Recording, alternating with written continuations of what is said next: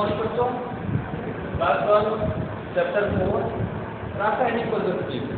बच्चों आज हम आपको शून्य कोट की अभिक्रिया के उदाहरण के बारे में बताएंगे। इसके पहले हमने शून्य कोट की अभिक्रिया के लक्षण और शून्य कोट की अभिक्रिया के परिभाषा के बारे में बताया था। आज हम इसका उदाहरण बताएंगे आपको। देखिए, पहला उदाहरण है हाइड्रोजन और क्लोरीन फोटोकेमिकल रिएक्शन करेंगे, 2HCl बनाएंगे। फोटोकेमिकल रिएक्शन करके क्या बनाएंगे? 2HCl बनाएंगे। फिर एक प्रेजेंस में होगा, सनलाइट के प्रेजेंस में ये अभिक्रिया होगी। फिर अभी हाइड्रोजन है और ब्रोमीन, ये दोनों आपस में क्रिया करेंगे, सनलाइट के प्रेजेंस में HBr बनाएंगे। बच्चों इसमें हाइड्रोजन और ब्रोमीन की सांद्रता को हम अगर परिवर्तित करते हैं तो अभिक्रिया की दर में कोई परिवर्तन नहीं होता है। अभी एक दूसरा है उदाहरण H2O5 है, अगर H2O है, हाइड्रोजन डाइऑक्साइड है, अगर इसको गोल्ड की उपस्थिति में अगर हम इसको अभिक्रिया कराते हैं तो नाइट्रोजन प्राप्त होता है और ऑक्सीजन प्राप्त होता है। तो ये भी किसके ऊपर डिपेंड करेगा? सांद्रता के ऊपर डिपेंड ये नहीं करता। फिर अगला है 2HI है। 2HI का जो विघटन होता है बच्चों, ये हाइड्रोजन और आयोडीन में, ये जो होगा ये भी शून्य कोट की अभिक्रिया का उदाहरण होगा। ये सभी हैं शून्य कोट की अभिक्रिया के उदाहरण के बारे में हमने आपको बताया। अब इसके बाद है बच्चों, इसके बाद है प्रथम कोट की अभिक्रिया। इसके बाद क्या है? प्रथम कोट की अभिक्रिया। एक टॉपिक है प्रथम कोट की अभिक्रिया। टॉपिक है प्रथम कोट की अभिक्रिया। प्रथम कोट की अभिक्रिया। प्रथम कोट की अभिक्रिया। First order reaction. First order reaction, ये फर्स्ट ऑर्डर रिएक्शन है। तो सबसे पहले हम आपको प्रथम कोट की अभिक्रिया की परिभाषा के बारे में बताएंगे। क्या परिभाषा होती है प्रथम कोट की अभिक्रिया की? तो जिस अभिक्रिया का वेग अभिकारक की सांद्रता के प्रथम भाग के ऊपर निर्भर करता है उसे हम प्रथम कोट की अभिक्रिया कहते हैं। तो परिभाषा क्या होगी कि जिस अभिक्रिया का वेग अभिकारक की सांद्रता के प्रथम कोट के ऊपर निर्भर करता है उसे प्रथम कोट की अभिक्रिया कहते हैं। परिभाषा क्या होगी? परिभाषा क्या होगी? मैंने आपको 2 बार बताया।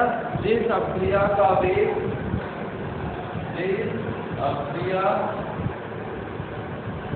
का वेग अभिकारक की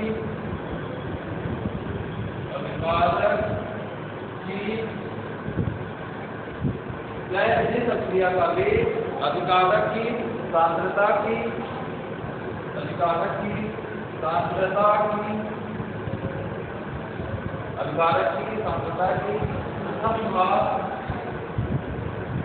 प्रथम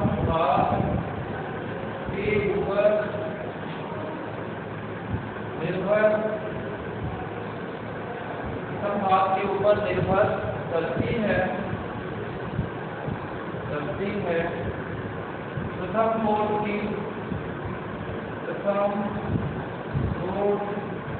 की अभिक्रिया कहलाती है। प्रथम कोट की अभिक्रिया कहलाती है।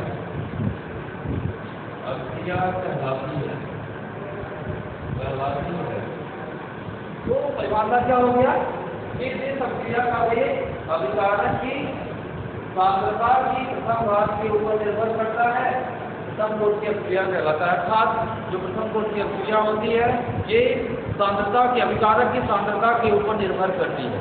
किसके ऊपर बच्चों निर्भर करती है? अभिकारक की सांद्रता के ऊपर निर्भर करती है। जो अभिक्रिया का दर होगा वो किसके ऊपर निर्भर करेगा? वो सांद्रता के ऊपर निर्भर करता है। फिर क्या होगा? उसके बाद नेक्स्ट पॉइंट है इसमें गणितीय समीकरण। अभिक्रिया का गणितीय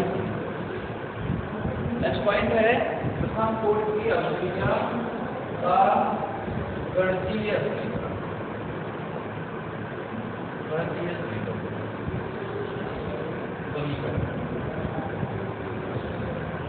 तो प्रथम कोटि की अभिक्रिया के लिए गणितीय समीकरण क्या होगा?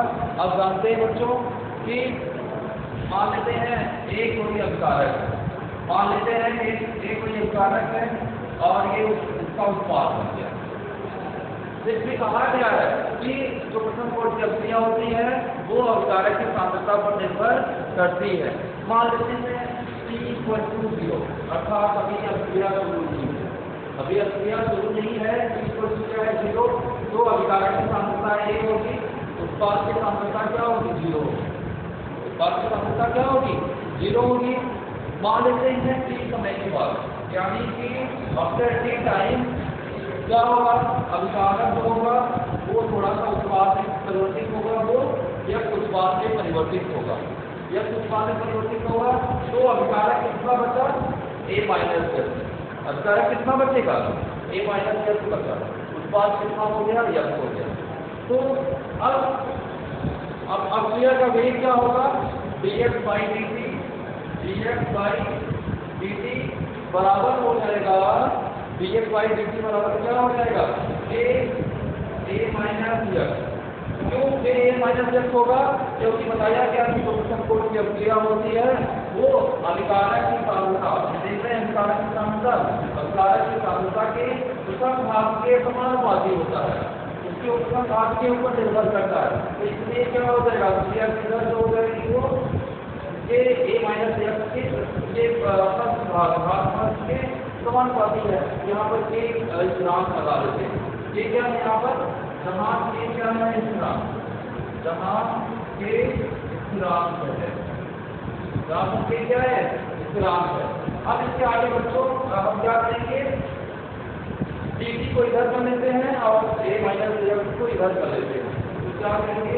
dx upon a minus x dx upon a minus x बराबर a dt। इस समीकरण को हम 2 मान लेते हैं, इस समीकरण को 1, इस समीकरण को 1 मान लेते हैं, इस समीकरण को 2 मान लेते हैं। अब समीकरण 2 का समाकलन करते हैं, समीकरण 2 का समाकलन करने पर, क्या होगा? समाकलन करने पर क्या आएगा बच्चों? देखिए ऐसे dx upon a minus x बराबर एक कांस्टेंट है, इसका समाकलन नहीं होगा dt। फिर समाकलन करने पर क्या आएगा? तो समाकलन करने पर क्या आता है? अब जानते हैं minus log e a minus x क्या आएगा?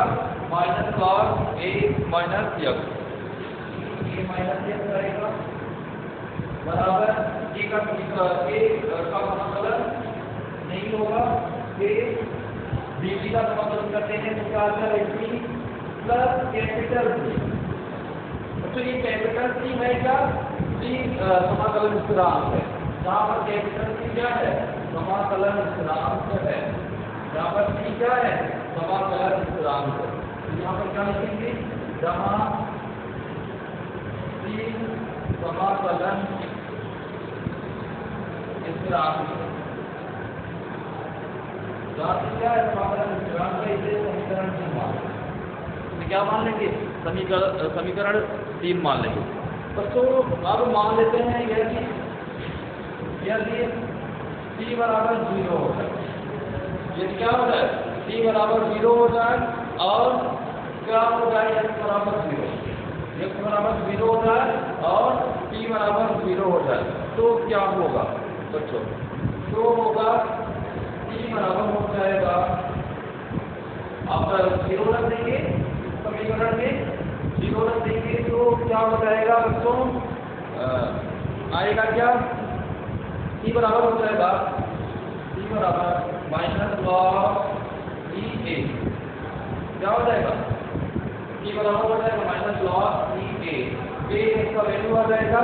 अब इस समीकरण को हम मान लेते हैं 4, समीकरण क्या मान लेते हैं 4 मान लेते हैं, तो 3 था ये 4। अब क्या होगा इसके आगे समीकरण 3 में c का मान रखने पर ये तो समीकरण 3 है, इसमें c का मान रखते हैं तो क्या होगा माइनस लॉग ई ए माइनस बराबर के टी प्लस एटी है। अब सी के जगह पर क्या रख सकते हैं माइनस लॉग ई ए, क्या रख सकते हैं माइनस लॉग ई ए रख सकते हैं। क्या हो जाएगा माइनस लॉग ई ए, माइनस लॉग ई ए रख देते हैं, माइनस लॉग ई ए रखेंगे। तो अब क्या करते हैं हम इसके बाद के टी बराबर क्या हो जाएगा, के टी बराबर क्या हो जाएगा देखते हैं। के टी बराबर हो जाएगा बच्चों माइनस लॉग ई, के टी बराबर क्या हो जाएगा माइनस लॉग ई ए अपॉन ए माइनस यस, के टी बराबर हो जाएगा, के टी बराबर हो जाएगा माइनस लॉग ई ए अपॉन ए माइनस यस। या आप जानते हैं कि लॉग ई बराबर होता है लॉग ई बराबर होता है 2.303 लॉग 10, ये इसका वैल्यू होता है। लॉग ई बराबर होता है 2.303 लॉग 10, ये इसका वैल्यू होता है। तो के टी बराबर क्या हो जाएगा, के टी बराबर 2.303 लॉग